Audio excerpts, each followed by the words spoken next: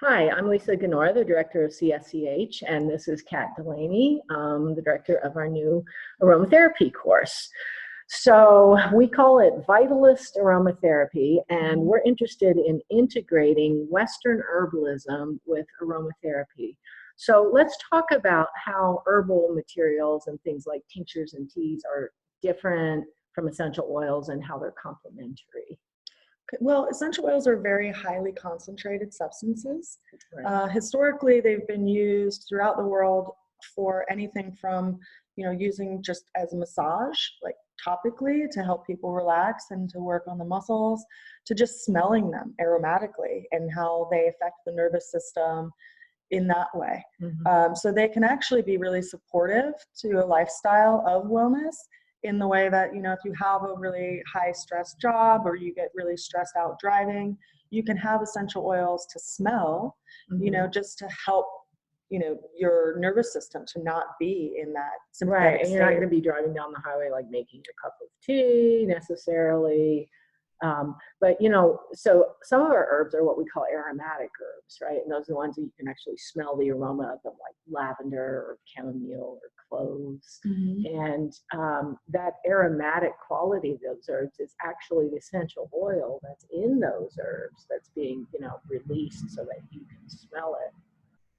So I guess what I'm getting at with that is essential oils are a small part of actually what we would use as herbal material, right? Yes. So if you were to go into a natural food store of any type and go into like their vitamin and supplement section, there's a huge array of different forms of botanical medicine.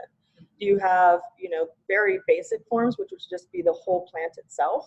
And then you have, compounds that have many different herbs that are mixed together, but they're ground up. And so in that capsule, you actually pretty much have the whole plant in With that all capsule. Of its constituents and fiber and vitamins and minerals and nutrients and everything that's in that plant. Everything that's in the actual whole plant. Whereas if you jump over to, say, like a tincture, it's only going to be the constituents that you can actually extract through the combination of ethanol and water. That they pulled them out of that plant material. So there's going to be fewer different, ingredients in that tincture than there is in the whole plant itself. Right, because not everything that's in the plant will be extracted into that menstruum because of the polarity of that menstruum. It can only extract certain constituents that are attracted to that polarity. And if you take that same plant material and make like a really strong tea, what we call an infusion or even maybe a decoction out of it, then you're going to be pulling a different set of constituents out of that plant material that are water soluble, right? Yes. So with essential oils, what do you get?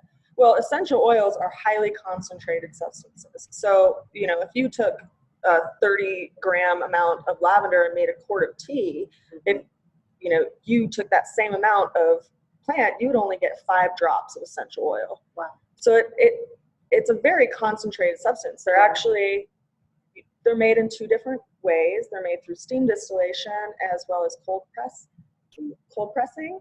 And in the steam distillation process, you basically have, a vessel of water, and then you have the biomass on top, and this vessel of water gets heated to create steam, which passes through the plant material. It carries away the volatile essential oils, which then get recondensed back into a liquid form.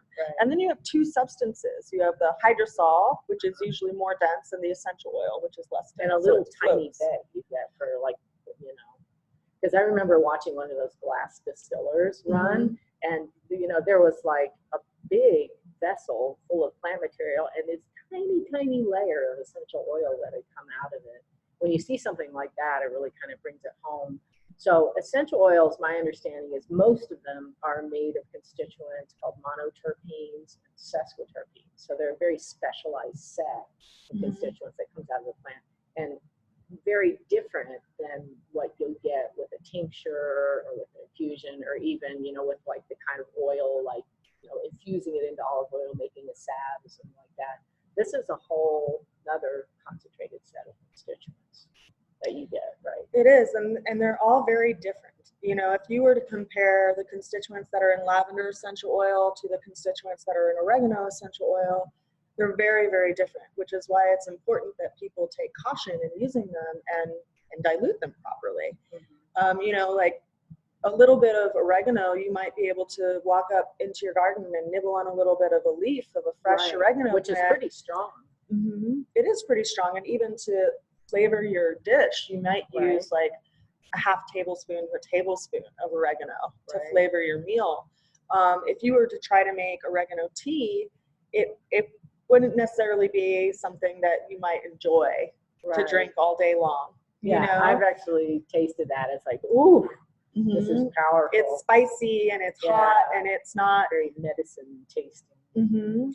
But you know, in herbal medicine, we could put a little bit of oregano, you know, into a tea formula and get that, you know, quality of the oregano without having to like eat only oregano or make a tea on its own, or, you know, try to take a tincture.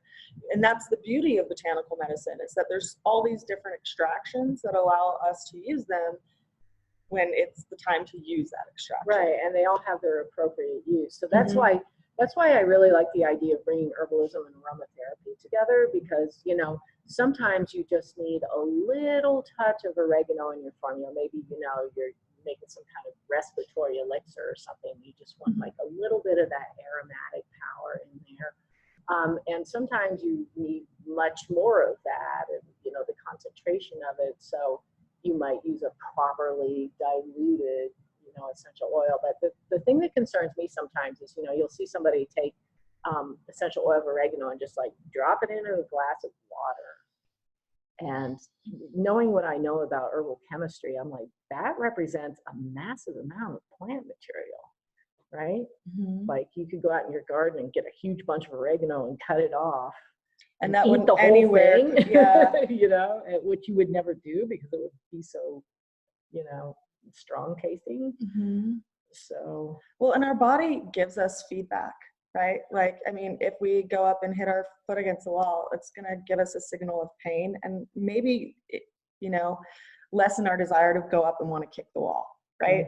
You know, like when we look at botanical medicine, you know, I would say like the herb on its own it's going to give us the most direct feedback and give us a response of if we should have it or not.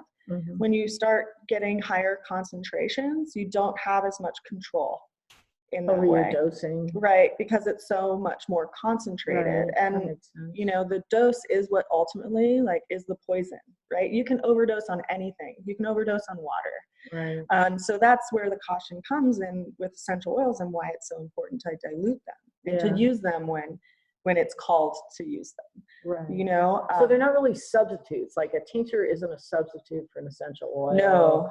An infusion, you know, is not a substitute. They're really different, you know, different fractions of what the plant has to offer, different characteristics, different approaches, but they're complementary too. Like, I'm just, you know, thinking a lot about oregano now. It's like, you know, if you wanted the ongoing benefits, like the antioxidant, you know, neuroprotective benefits of oregano, you maybe use it as a spice, you know, put a little bit of it in your food and things like that on an ongoing basis.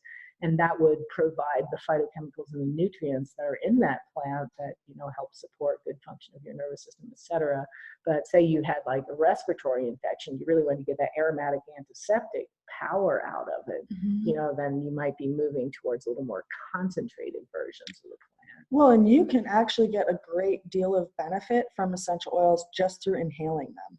Right. You know, you don't have to put them on your skin. You don't have to actually like have them in contact with your physical body in any way, shape, or form. You can just smell them. And, you know, and people are like, well, that's crazy. Well, have you walked, you know, through a street when something is flowering? Has your being benefited from that just from the scent? Well, it goes, not only does it affect you emotionally, you know, and psychologically in that way, but it goes into your bloodstream and it can affect your whole system. You know, the molecules that most essential oils are made of, they're small, they're like what we call low polarity, they're fat soluble, oil soluble molecules. They actually cross the blood-brain barrier and go into your brain.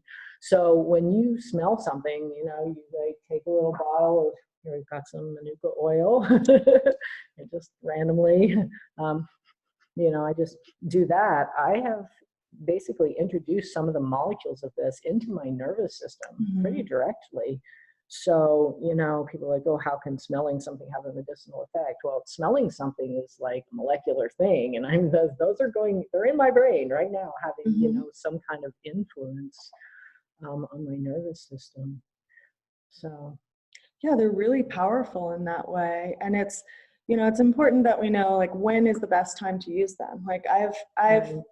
come upon people more recently that misunderstand that, you know, lemon in all forms has all of the same constituents, you know. Oh, And right. so, for instance, this one individual put lemon in his water thinking that it would help to alkalize the water or have the same chemistry to the water that adding lemon juice to it would. And so there seems to be some miseducation in that way, which is why I think it's important that those distinctions are made. Yeah. So like with lemons, the peel of a lemon or an orange or like a citrus fruit, there's all kinds of stuff. There's like flavonoids, like bioflavonoids in there. There's like citric acid, the sour stuff. There's all kinds of antioxidants.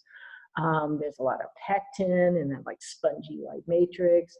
But what comes out into the essential oil is the monoterpenes. And those are like in different. the pore structure of the skin of, of the lemon. Yeah, so they're not equivalent, right? No, they're very, very different. And the juice of the actual fruit itself, you know, it's very different, all parts of it. And the essential oils are just a very small, concentrated fraction of that plant. It's interesting to think about that because, you know, I specialize in phytochemistry, and I don't know, years ago it was like essential oils versus herbs, you know, it was one or the other, never the twain shall meet. And, you know, I just thought that was pretty silly because these are all different. I think of them as personality traits, right? That they come out of the plant. You know, you can focus on this, you can focus on that, depending on how you extract the plant. But there's nothing that makes any, you know, a tincture better than an essential oil, better than a tea, better than a salve or whatever. It's just bringing out like different powers that the plant has and knowing how to use those appropriately. You know, and what concerns me is that, you know, there are certain aspects to essential oils that could possibly cause harm to people that they don't understand because there's that, you know, misunderstanding that they're not the same as all botanical medicines. Right. You know, like recently people that I've come across have shared that they are starting to like use peppermint for IBS. And when I ask them, you know, how they're using it or what they're using it, there's not a lot of understanding. They're just like, well, I know it helps. And the reason why it concerns me is because, you know, the sustainability factor for one, and then also that there's an underlying concern going on, which is why that person is experiencing IBS. And so while they, you know, can get relief from using the essential oil in that way, it's not necessarily going to like solve the problem, you know, or like get to the root of the problem. Yeah, it all depends on how you use the substance from the plant too. Because plants are really versatile, and there's a lot of different ways you can use them, and the different ways that you do it brings out like different abilities that they have to influence your physiology. But the thing with the peppermint oil is interesting because there's a naturopathic supplement where they actually take peppermint oil and they put it in an enteric coated capsule. So it goes through the stomach before, you know, the capsule opens and releases the peppermint oil, and it gets down into the intestines, and that's where it's released into the system, and that's where it has that antispasmodic effect. Whereas if you just put some in water and drink it, it's, you know, kind of coating your esophagus and maybe burning it a little bit as it goes down. And then it gets into your stomach, which is full of stomach acid. And, you know, that changes the molecules and everything. So it's not really, it depends on how you deliver it, you know, the effects that it's going to have. We can get great benefit from essential oils if we use them correctly, you know, and that's something, that particular use, you know, of putting essential oils on water, for some reason has become really popular, but it's not necessarily going to, in my opinion, be the most therapeutic. You know, and in other countries where they do use essential oils internally, they're very careful about who they prescribe them to. for how long they prescribe them to them, and they're typically put in a capsule. They're not Right. put in water. In really small doses, and in too, very, like very milligram doses. Very small doses, and for Yeah. very short periods of time. Right. You know, because your liver still has to process those. Your Right. kidney still has to process it. You have to, everything that goes into you has to come out of you. Right. And because they're lipid soluble compounds, they tend to store in the body, and In fat cells. they can create toxicity over a long amount of time if Right. people use them on a daily chronic I mean, basis. they're safer than, you know, a lot of other things somebody might take, but Mhm. and it depends on the plant too. I mean, It that's does. why like having detailed knowledge of the different materia medica and the different essential oils, because they all have a different safety profile, Mhm. right? So, and it's the same thing with herbs. You know, there's certain herbs that you can use a lot of regularly, and other herbs that we call them low dose herbs, where you just want to use a little bit, you know, when you need it, and then stop using it. Mhm. Because, you know, the more powerful a substance is, the more chance that it might have some kind of adverse effect or side effect. And that applies to natural things as well as, you know, pharmaceuticals. So it's just that generally they're a lot safer, but having the knowledge, you know, to know exactly how to use something, you know, really brings out its therapeutic potential a lot more, I think. You really learn your aromatic allies that way, Yeah. you know, and how to use them and when to use them, when it's appropriate to use them, you know, and that's what form it's appropriate to use. And for how long, you know, if you're not Yeah. actually getting benefit, it's not always like, we'll keep using more.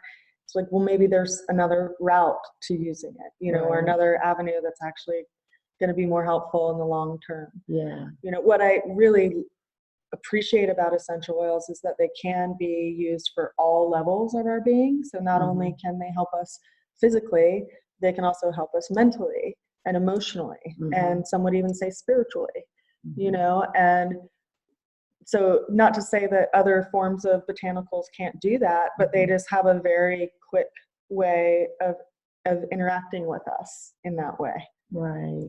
Yeah, I think that's why we call them essential oils too, because it's like that fifth essence kind of thing. It's like kind of, you know, represents in a way the spirit of the plant. And if you just want to talk about it physiologically, which is interesting too, like what do plants do with essential oils? It's part of their immune system, right? So they use essential oils to protect themselves from infections, because plants can get infections from like bacteria and viruses and fungus, just like we can. And they also use essential oils to communicate with each other. This is scientifically established, right? So, you know, a plant will put out some volatile oil that can travel through the air, and it'll travel over to some other population of that plant, maybe even kind of far away, and communicate some kind of message with that plant. So they're very special substances, and you know, they carry information. They interact with our nervous system too, even just by inhaling them. So, you know, it's just super interesting to think about all the different ways you can approach plant medicine, how they can balance each other, you know, how some are appropriate in certain situations with certain people, while other forms are more, you know, more appropriate in different situations. So if you want to learn more about this kind of thing, our program starts in April of this year, 2020, and you can go to the link below and see what we're up to. We look forward to seeing you. You can also reach out to me if you have any specific questions, and my email will be down below.